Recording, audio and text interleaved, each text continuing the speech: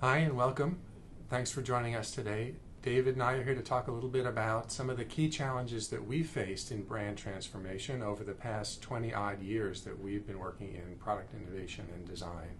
We bracketed this conversation from insight to innovation. We'll talk a little bit about some of the ways to glean insight from consumers, how to transform that into design strategy, how to evolve those into compelling concepts, and then how to push those into the marketplace. We'll talk a little bit about what we mean by brand transformation in a moment. I'm Ken Miller with Verv Innovation, and we're the product innovation and design unit of Tenet Partners. I tend to lean towards the research and strategy arm of the work that we do. And I'm David, and my experience and passion's a bit more on the innovation methodology side, and being a designer, more on the design side as well. Just a moment on who is Tenet Partners. Tenet looks to address all brand touch points to enhance the consumer experience.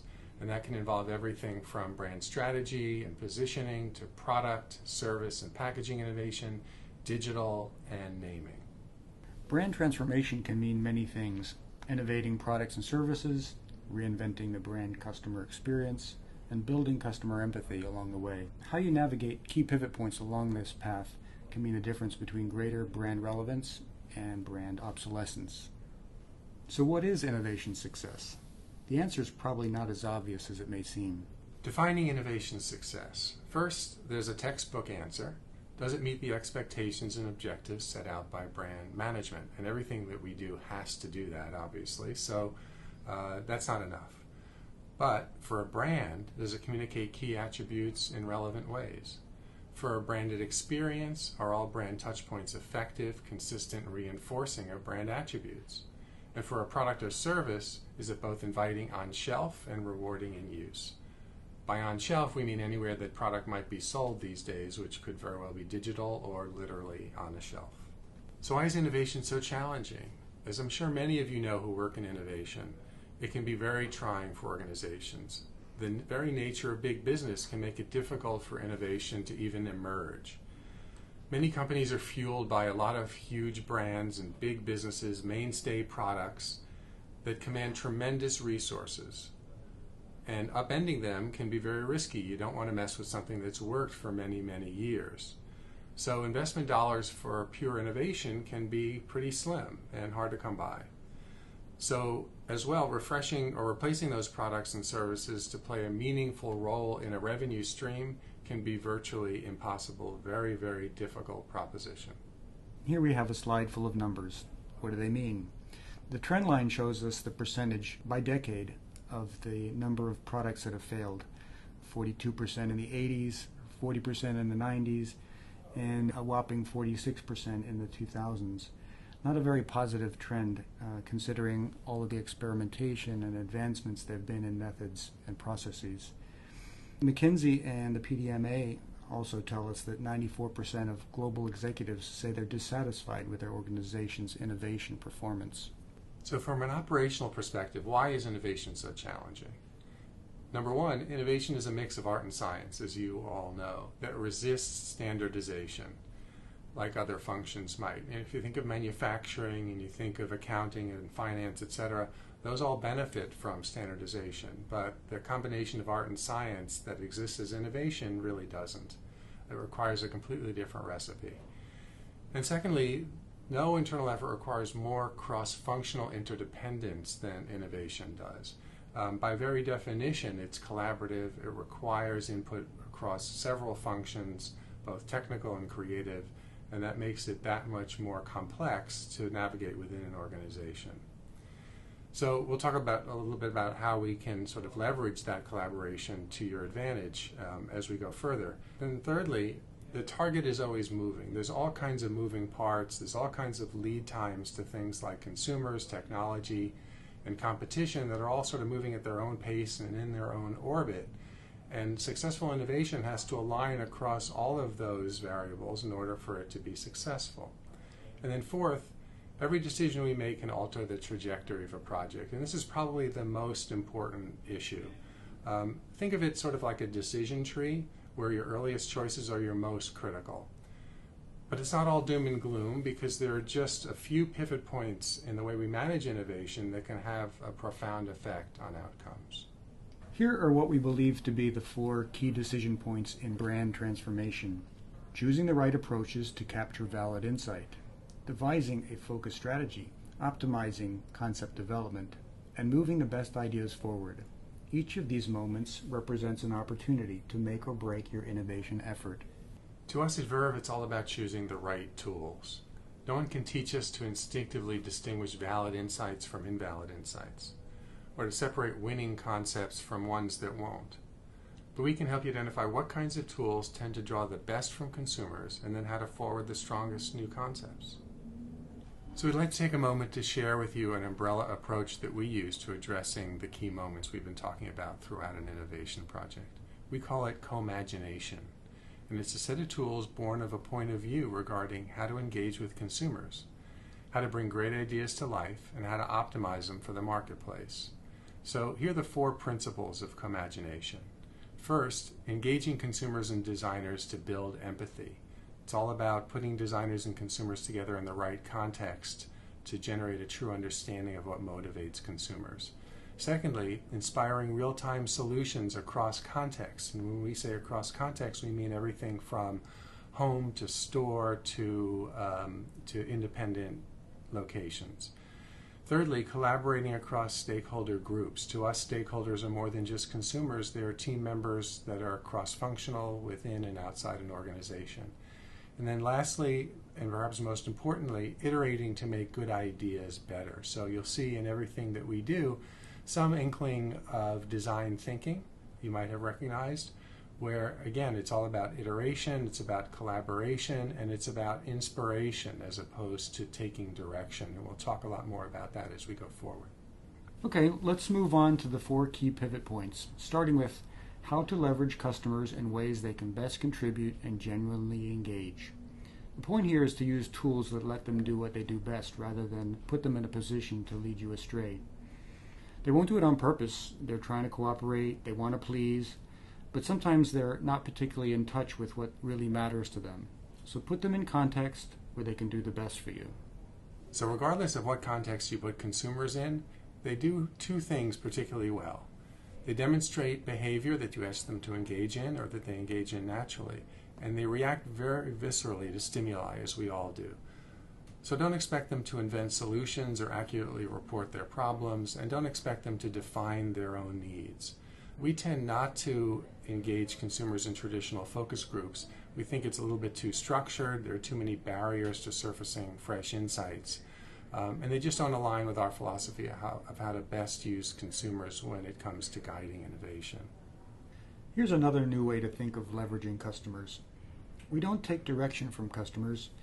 We don't create what they tell us to, or simply fix problems they might articulate. We prefer to put customers in various contexts and take inspiration from their behaviors and their reactions. Inspiration, not direction. How do we do it? And some of the tools that we're accustomed to using can be evolved. Those age-old tools can be reinvented to do a better job for us. So for example, we've like to think that we've reinvented ethnography to inspire designers real-time and get their feedback while consumers are actually immersed in an activity. So we're doing the traditional side of ethnography, but adding in a designer to capture the inspiration in behavior and language that we're witnessing firsthand. We think that consumers are best equipped to react to potential solutions when they've just engaged in that behavior. So we're there to see it as it happens most naturally. Verv designers are always on hand to interpret behavior and then visualize it in real-time concepts. And this could be just as effective for a digital interface as it is for product and package design, as it is for brand innovation or any other branding discipline. As well, we've taken another look at journey mapping, which is a tool that's certainly come of age. And we're thinking of moving away from the strictly linear construct that journey mapping sort of binds you into and evolving it towards a prototype where journeys can evolve more organically. Critical to the notion of leveraging customers for inspiration is to place them in activity contexts that allow them to exhibit natural, relevant behavior. Whether they're stocking a refrigerator or registering online, it's much less about Q&A and much more about interactivity. Exercises such as attribute sorting and spatial mapping, found object association, live sketching, mock ethnography, and all kinds of team activities. They all serve as inspiration for an experienced team of design innovators. They're on hand to visualize preliminary solutions in real-time sketches. So remember, when it comes to consumers or customers, they definitely want to please you, but they're probably not in touch with their true needs or their underlying emotions. So they'll tell you what they think they want, but they may be wrong. So use them properly throughout a program and keep your project on the right trajectory. And lastly, be sure to iterate in different contexts throughout a project to get closer to optimized solutions. So we started with our take on ethnography, and then engaging consumers with designers in a set of activities for even more input. And at that point, it makes sense to take all that inspiration and all those preliminary ideas into what we call a design strategy effort. This presents our next opportunity to carefully orient the project towards successful outcomes. So what's a design strategy and why do you need one? Design strategy is that critical moment between empathy and ideation that keeps a project on the rails. Often teams like to go straight from insight to ideation, but design strategy sets priorities. It defines platforms, it sizes gaps, and it identifies opportunities. And it builds consensus on what matters most to customers as direction for exploration. So what should a good design strategy actually do? Well, most importantly, it should focus your creative energy on a select set of innovation platforms. An innovation platform, to us, is a specific attribute-driven customer expectation. It can be functional, perceptual, it can even be emotional. It can be as broad as enhanced perceived quality or as narrow as cup holder friendly. There's nothing vague about it. It defines what your design team should be solving for in discrete, non-overlapping terms. We've heard some argue that the more specific the platform, the less creative the solutions. We don't find that to be true. Rather than driving a mile wide on everything possible, we like to drive a mile deep on what really matters. So how do we select a limited set of the right platforms to pursue? So as David was saying, it's the innovation platforms that you choose that will define the scope of the creative exploration you take. So it's a really critical moment in the trajectory of your project. It's here you have to leave some opportunities behind, which is really tough to do. But there's no reason to do it subjectively or without any discipline. Remember that all the great stuff we learn from consumers in our interactive sessions, observing behavior, getting feedback, tracking the consumer experience, engaging in activities, it's here that we transcribe that knowledge into 3 simple questions. And this gap map, as we call it, is the best way to pose those questions in our estimation. What attributes do consumers care about most? And that's the horizon where we identify which attributes consumers care about most, both functionally and perceptually. And how are products and services or experiences or names or brands in the marketplace delivering on those attributes? That's the vertical, and it identifies the gaps. And so we're looking to identify which are those largest gaps. And what we try to do is put a framework around those attributes, both perceptual, functional, and emotional, that we've decided that collectively we want to solve for. And those become the innovation platforms that we move forward with in our exploration. As we said, an innovation platform is a specific, attribute-driven customer expectation. It can be for a brand, for a product or service, for a digital user interface, or for a name, as you can see here. Great solutions deliver on more than one platform, but defining platform gives us the opportunity to go deep on a single direction and get the most out of that opportunity. As you'll see later on, there'll be time and tools for integrating concepts across platforms to optimize solutions. Design strategy and tools like the gap map and innovation platforms do more than just channel creative energy. A good strategy is only effective if it can be clearly communicated. It should be simple and easy to understand and galvanizing, and in that way it can build consensus within a team. It can also help sell a direction throughout an organization where support is needed, and it can serve as easy reference to keep everyone on the right path. So we've talked about how to engage with consumers to generate fresh insights, and we've talked about design strategy. Now's the time to talk about concept development and concept exploration. We've coined the term ideation frustration to describe a lot of the anxiety that companies go through in identifying and choosing and refining the best concepts to push forward. So there are a couple of different ways to think about it. Do you gather an internal team for brainstorming, or do you go outside for some creative energy via a consultant? We think there's a hybrid solution out there, and we'll talk about it in a minute. But for now, let's acknowledge that this is where the rubber really meets the road with respect to the trajectory of your project. So how often have the fruits of your ideation efforts been either derivative or unfocused or even stale?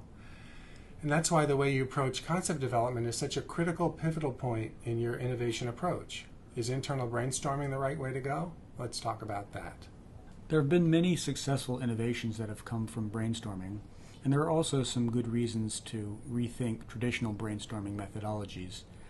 The pitfalls of groupthink, functional loyalties, age-old ideas, we've seen that before, and even prejudging ideas too early. But we know that there's comfort in gathering together folks who know and understand the market and the product and the brand. That's why we like a hybrid approach, where the internal team collaborates with outside help who can bring in another level of creativity and objectivity and engaging methodology. So what does that hybrid approach really look like? Remember what we said earlier about using customers effectively to inspire great ideas.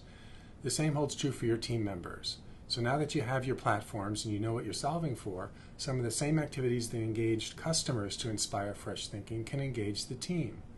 Activities are designed to probe platform areas, and designers are on hand to generate concepts real time, as in all the other activities that we've spoken of that are more consumer focused. We call this event a co-imagination studio, and it works on everything from dairy products to digital experiences. Later, the team can take time to integrate the ideas, pull out important attributes, and realign key concepts with our platforms. This is a critical pivotal point because many ideas won't have a place, and that's fine. So trust your platforms and market understanding and leave concepts behind with confidence. Now is the time to move forward into refinement and to build cohesive solutions. So what does a good concept look like? A good concept makes a promise and delivers on it with a singular focus that's intuitive and simple. Actionability doesn't quite matter yet, although it will down the road. But right now, rough sketches are good because they show there's more work to be done. Consumers can respond more readily to them because they know it's not a final, finished product.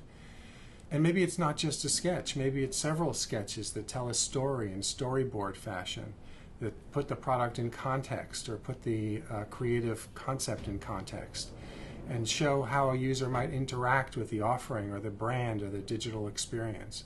Whatever it may be, there are a few things that it definitely shouldn't be. And here are a few things to look out for. Avoid having too many moving parts. That's way too complicated. Too much language required to explain it. That's difficult. Concepts where consumers can't distinguish the real features. Ideas without context or interaction. Concepts where no promise is made or delivered. While we're showing a contraption here, it could easily apply to brand imagery, naming, or digital experience.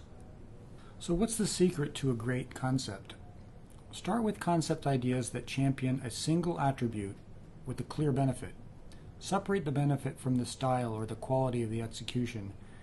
If you can do just that, you'll have accomplished a lot.